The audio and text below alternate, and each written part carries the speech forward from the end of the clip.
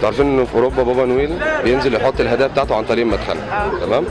لو نزل مصر هيحطها منين في البيوت المصريه؟ بتقولي انا استني مش عارف احطها منين؟ مش عارف احطها منين. اقول لك احطها منين مثلا زي ايه مثلا؟ احطها في شنطه هدايا ميسي بقى وانا نايم. اقول له ما تزعلش. انا مالي يا عم، زح زي ما الزح ايه اللي لا هتزعل. هتزعل. والتاني كده من البلكونه. فكره برضه. ثبت. يعني هو ينزل يجيب السمك وينزل للناس. لا هو ممكن ينزل من فوق اه من على السطح وينزل كل بلكونه ويحط فيها الهدايا ويطلع تاني. الاسانسير من المنور او اي حاجه.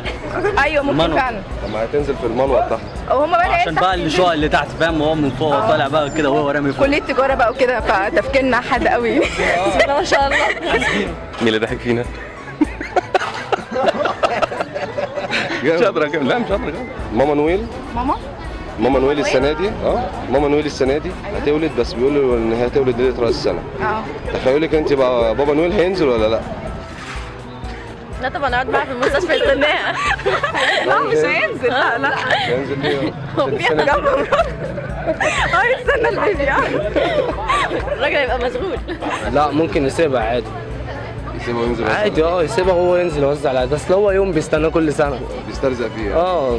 بيمشي الحال معاه. مش هيبقى فاضي بيوزع بقى الهدايا على الناس وكده. طبعا.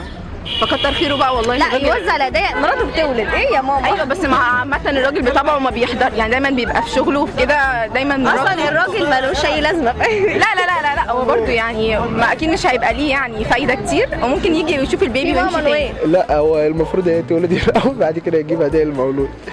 يعني مش هيجيب لنا احنا هدايا؟ لا هو هيجيب لنا ليه؟ احنا ما يعرفناش اصلا عشان يعني مش هينزل اليوم ده؟ لا مش هينزل ساعتها، هيكون مهتم بماما نويل عشان بتولد. لا المفروض هو ينزل يعني راس السنه بتيجي مره واحده، لكن ممكن تولد تاني يعني عادي. ايه اللي في جيبك ده؟ انا معايا سفندي تاكل؟ هات واحد. سلام. الموضوع صعب جدا والله، مش عارف اعمل ايه. بابا نويل تعبني معاه والله. اصعب حاجه شفتها النهارده والله، تعبت خلاص. انا جبت اخري. يا ترى مين اللي جاي عليا النهارده؟ تعالى يا ريم، تعالى يا بوحه شوف الموضوع ده. على فكره كان معايا واحد والله نفسي يقول كلمه في الموضوع ده.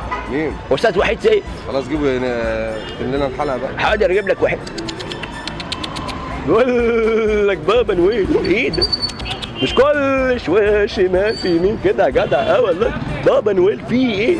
يقول لك بابا نويل تعبني خالص اخباره وهو واقف. والله بس خلاص. على فكره واحد كان جاي معايا بالصدفه قلت له جبته في ايدي. الكنج منير عايز يقول حاجه.